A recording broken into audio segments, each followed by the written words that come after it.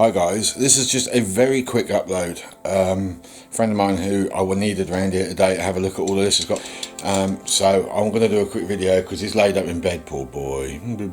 Anyway, I'm going to quickly do a quick video because I want him to see what needs to be done on this floor, as he was the one giving me the advice. So this is the situation. This is what I think is going on. That slab is not the only slab that is shifted. I want just to show you, but I don't think this is going to be accurate because I think that's lifted 2 inches, not 1 inch. You can see that's a 1 inch there, but I think this one and this one has gone downhill that way. What I think has happened is a little bit like an earthquake. All that weight of that wall, you got to remember I had engines over there. I had a big rack over there which was joined to the floor, which is now pushed on that area of the floor down there. So what I think has happened is that area there has gone down. I think we're 4 inches at least, if I can get round. I think at this end of the floor, right over here, I think we've dropped at least 4 inches, and I ain't got a spirit level to demonstrate. I wish I had. Don't even have a laser handy, otherwise I'd put a laser down and show you exactly how low that floor has dropped. So we're going to guess 4 inches. We're 4 inches down on that concrete there. This one has also shifted, and I'm saying that because behind the wall, was it in front of the wall? No, where did I see that? Okay, ignore that comment, but we've definitely got issues here. You can see it's lifted there.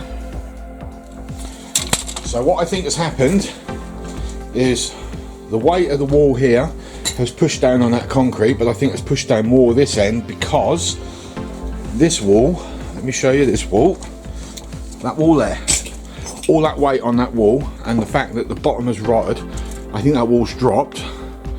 It's acting as a cantilever on that beam up there, which is putting a lot of pressure on that section there. Where are we? There's the light. So yeah, right down there, see where that light gap is there? I think that beam, which is running all the way across, is it running across? Yes it is.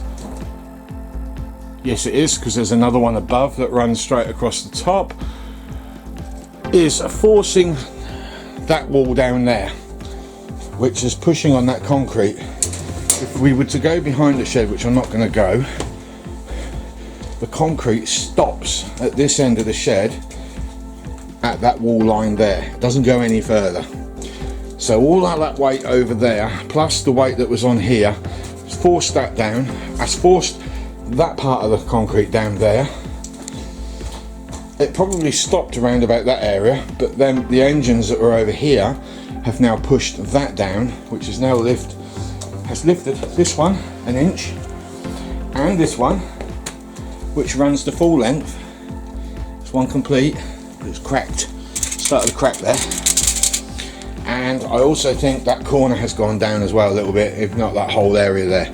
That's the situation. Now the scenario, the fix to the problem that was suggested to me, and the reason why I'm doing the video is I want him to confirm, because he ain't here to look, is his suggestion, and I think it's a damn good one. Cut a triangle out there to get rid of that high spot, smash that back down, or bust it up as hardcore, but there's metal underneath that, so I think I'll just be better off pushing that down, to be honest.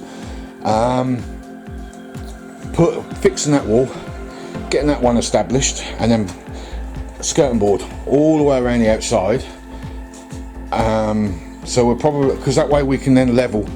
If we use, he suggested that I put one skirting board all the way around, but that could end up being 8 or 9 inches of concrete down there. So what I might do is just get a 1 to 2 inches, 2 inches, that'll work, but that's high in the middle, isn't it? Alright, a 3 inch skirting board all the way around the outside, all the way around there, all the way around there, and then across to here as well, so it separates the 2 rooms. And then literally get in a load of cement from a cement mixer lorry and screed over the top with some really super hard concrete. The bit he didn't suggest that I'm thinking about doing, maybe, is running some bolts through this concrete so they stick up a little bit so as the concrete can grip. If he thinks that's a good idea, or if you guys think that's a good idea, then say. If you think that's a bad idea, then say in the comments below. That's just one idea I came up with, because I'm hoping that the top slab will stop the bottom slabs from shifting any further. The worst thing that could happen, and this could happen, is it ends up cracking straight across there and down. Where that line there is, it could crack all the way along there and then run across to here and then down to here. But if it's going to crack, that's where I expect it to go. I knocked this floor up when I was about 25, 26 years old, so it's done well. It's done really well. Ooh, potholes in my shed, unbelievable. So yeah, I need to find a fix. If you're watching, young man, maybe you can advise me on this, please. If you're sitting there bored. I think he's so bored he's going back to the beginning of my videos. Man, he must be bored. So yeah, that's the problem, and I'm hoping that is the fix. If you can advise, I'd be grateful. See you on the next upload. We are going to do that wall next week. Tomorrow I'm going to go down and get myself some wood. Stay tuned. Last video coming.